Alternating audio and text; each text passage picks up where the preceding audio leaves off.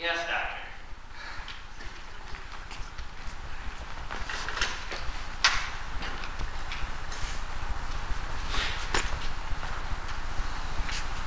Duffy?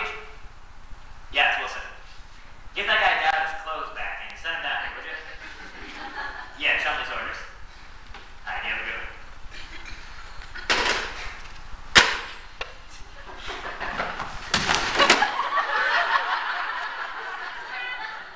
Wilson, don't leave me. Just a minute, doctor.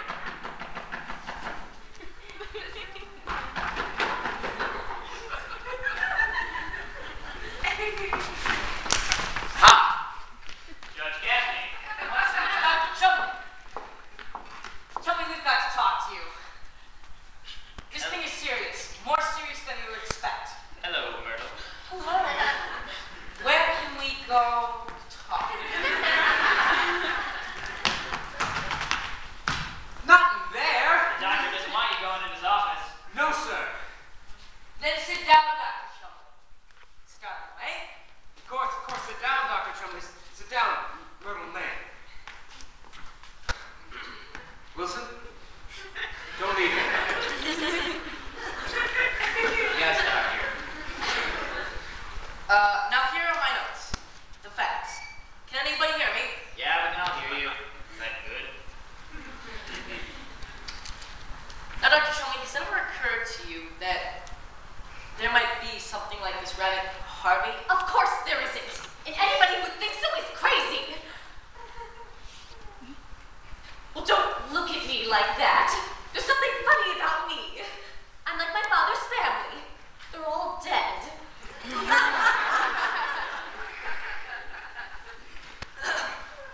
Now then, my client, the plaintiff, Miss Vita Louise Simmons, under oath, swears that on the morning of November 2nd, hearing her name called, she turned and saw the great white rabbit Harvey. He was staring at her. Resenting the intrusion, the plaintiff made certain remarks and drove the creature from the room. He went. What did she say to him? She was emphatic.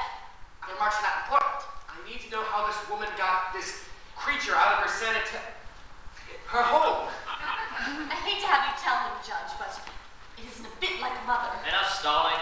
Let's hear it. She exclaimed to him in the heat of anger, "To hell with you." To hell with you. And he went. Yes, but that's besides the point. The point is it perjury or is it something that we can cope with? Ask for your opinion on it. Oh, Kelly, there you are. Dr. Sanderson, disregard what I said this afternoon. I want you on my staff. You're a very astute young man. Oh, Lyman, did you hear? Maybe.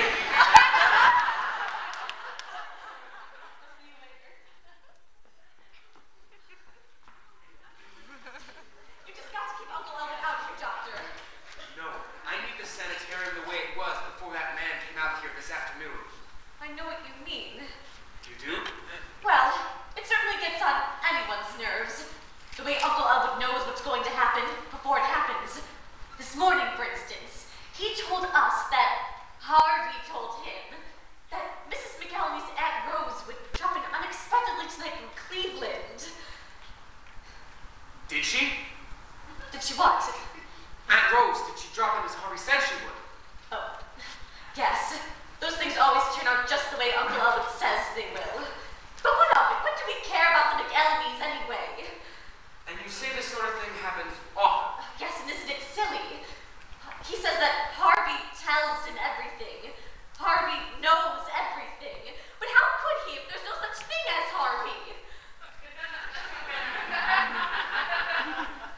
Fly specks. I've been living my life amongst fly specks.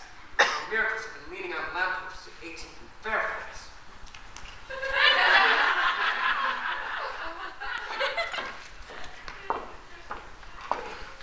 Oh, good. Nobody here but people. Mother! You said you wouldn't come out here. Oh, hello, Marble May. I brought Elwood's bathrobe. Well, what are you all doing standing around? I thought you'd be knitting here. Sit down here, girl. I will not sit down there.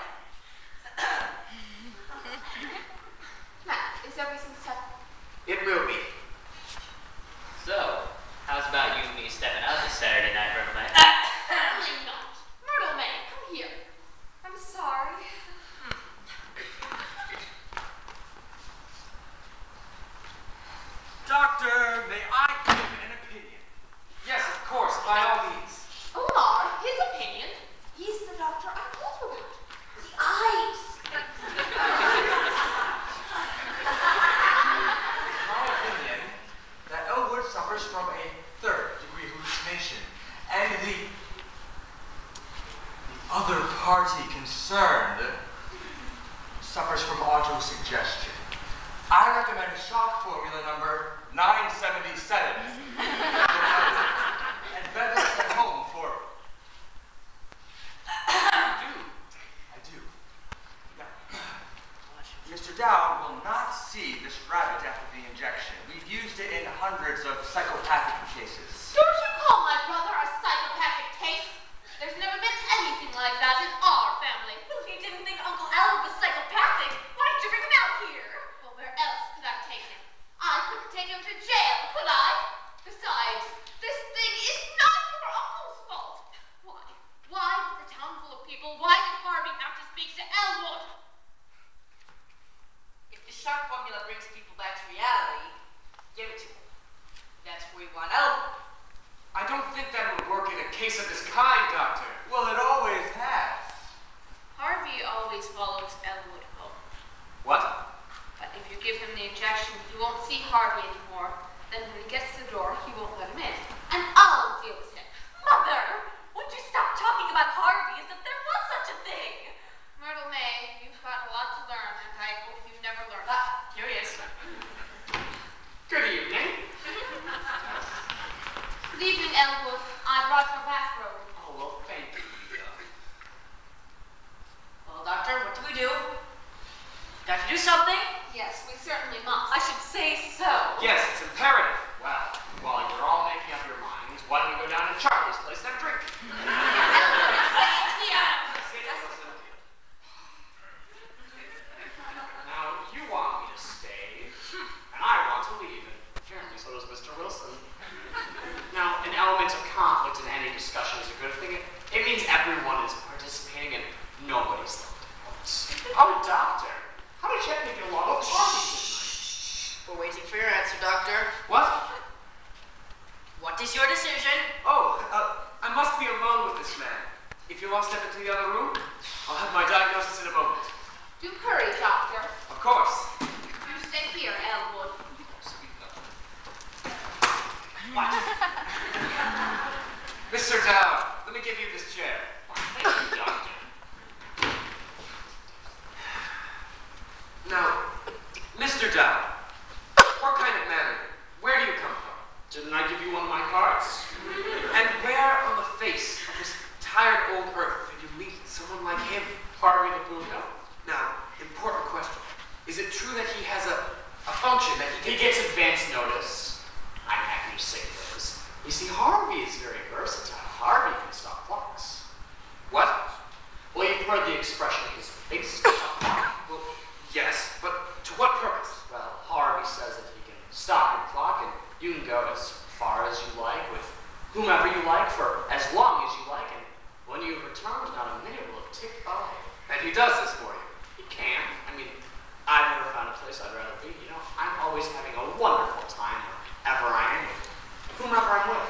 You know, right now, I'm having a wonderful time with you right now, Doctor. I know where I'd go. Where? I'd go to Akron. In Ohio. There's a cottage camp outside Akron in a grove of maple trees. Cool, green, and beautiful. Well, that's my favorite type of tree. I would go out there with a young woman, a strange woman, but a quiet one, but under a tree. I wouldn't want to know her name. To her, I would just be Mr. Brown. Well, why wouldn't you want to know her name? You know, you might be acquainted with the same people. I would send out cold beer, tell her things I haven't told anyone, things that are locked in here. And then I would send out for more beer. But no whiskey. Of course not. Beer is better. Maybe under a tree, but she might like a highball. And I wouldn't want her to talk to me. I would just want her to reach out with a soft, white hand, stroke my head and say, "Poor thing, you poor thing." And how long would you like this to go on for? 2 weeks. Wouldn't that get monotonous? Just Akron, beer, and poor thing for 2 weeks? Of course not. It would be wonderful. Well, I can't help feeling you're making a mistake in how long that woman talked, Doctor. I mean, if she gets around at all, she might have picked up some interesting little news items. And I'm sure you're making a mistake with all that beer and the whiskey, but hey, one last fling. God, man. Doctor, would you like to lie down? Of course not. Now, Mr. Dowd, would he do this for me? He could and he might. I never heard Harvey say a word against that run. By the way, Doctor, where is Harvey? Why? Don't you know? The last time I saw him, he was with you. Ah. Oh. Well, then he's probably waiting for me down at Charlie's then.